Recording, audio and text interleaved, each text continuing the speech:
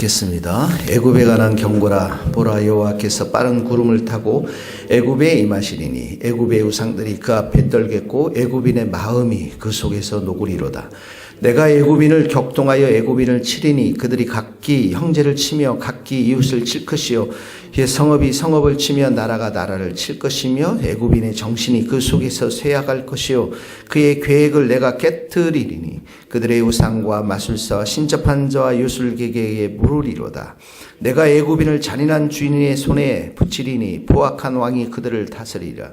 주 만군의 여호와의 말씀이니라. 바닷물이 없어지겠고 강이 잦아서 마르겠고 강들에는 악취가 나고 애굽의 강물은 줄어들고 마름으로 갈대와 부들이 시들겠으며 나일 가까운 곳 나일 언덕의 초장과 나일강 가까운 곡식밭이 다 말라서 난려가 없어질 것이며 어부들은 탄식하며 나일강에 낚시를 던지는 자마다 슬퍼하며 물 위에 그물을 치는 자는 피곤할 것이며 세마포를 만드는 자와 배 짜는 자들이 수치를 당할 것이며 그의 기둥이 부서지고 품꾼들이 나 마음에 근심하리라. 소안의 방백은 어리석었고 바로의 가정 지혜로운 모사의 책략은 우둔하였었으며 너희가 어떻게 바로에게 이르기를 나는 지혜로운 자들의 자손이라 나는 옛 왕들의 후예라 할 수 있으랴. 너희 지혜로운 자가 어디 있느냐? 그들이 만군의 여호와께서 애굽에 대하여 정하신 뜻을 알 것이요 곧 내게 말할 것이니라. 소알의 방백들은 어리석고 노베의 방백들은 미혹되었도다. 그들은 애굽 종족의 모퉁이들이 되었거늘 애굽을 그릇하게 하였도다.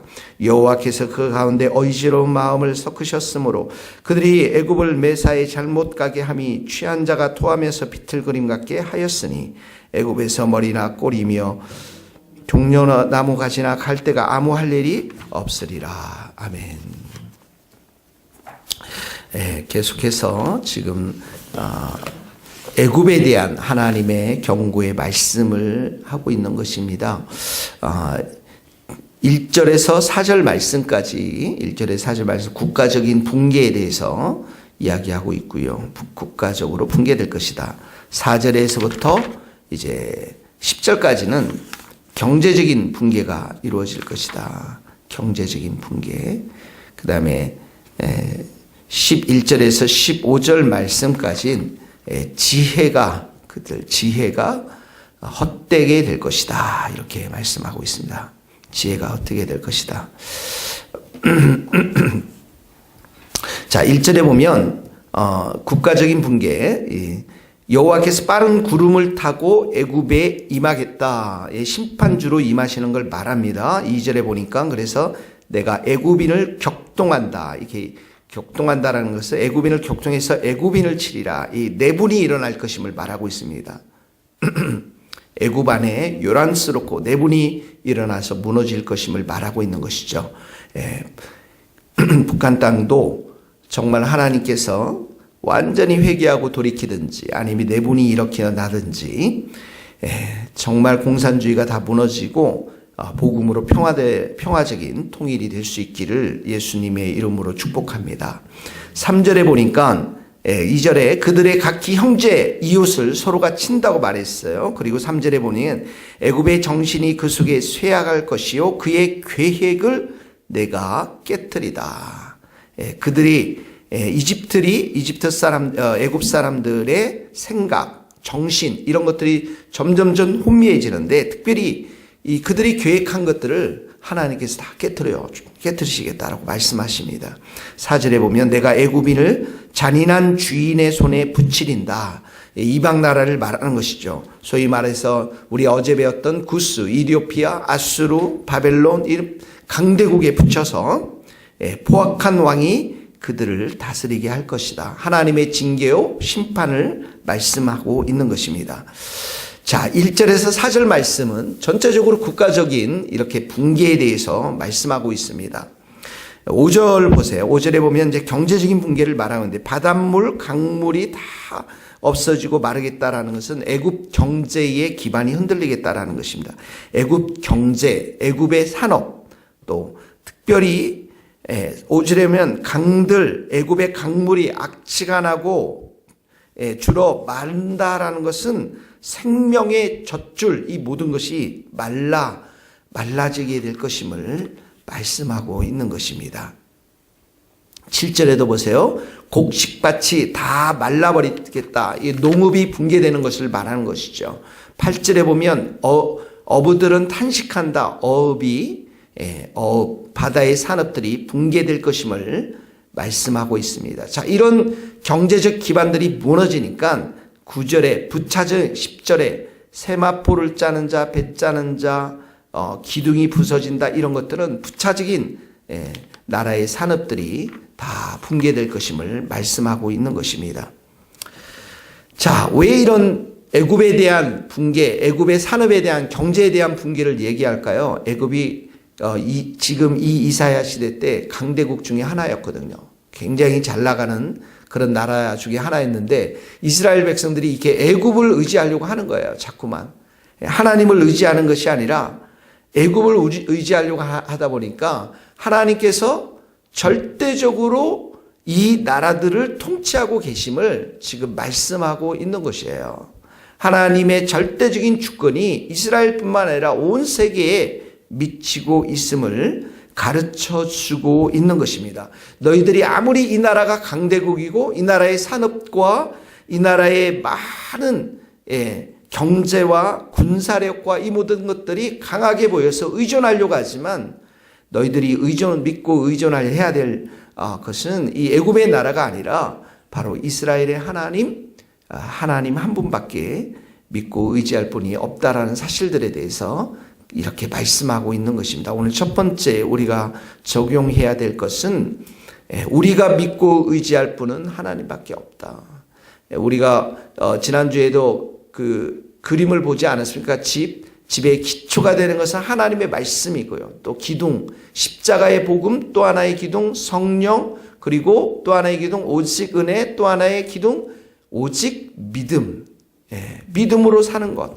하나님만을 온전히 의지하며 우리가 살아가는 것. 만유를 통치하시고 만유를 지으시고 그것들을 오늘도 다스리는 분이 하나님 한 분이시라는 사실들에 대해서 우리가 믿고 의지하고 그리고 찬송하며 기도하며 그분만을 바라보는 신앙을 갖게 될 수 있기를 예수님 이름으로 축복합니다.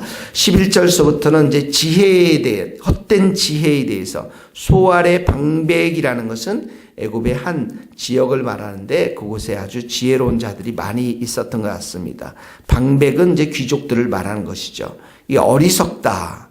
그 다음에 지혜로운 모사의 책략은 우둔하다. 네. 그들의 어떤 지혜로운 자들을 다 어리석고 바로의 신하들이 다 우둔한 것은 우둔하다는 것을 말씀하고 있는데 12절 말씀 오늘 우리가 좀 같이 묵상하면서 하루 종일 생각했으면 좋겠습니다. 읽겠습니다. 같이 읽겠습니다.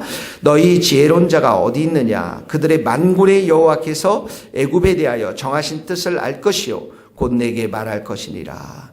지혜로운 자가 어디 있는가? 세상에 지혜로운 자가 어디 있느냐? 이런 말인데 만군의 여호와께서 애굽에 대하여 정하신 뜻 알 것이요. 이게 뭡니까?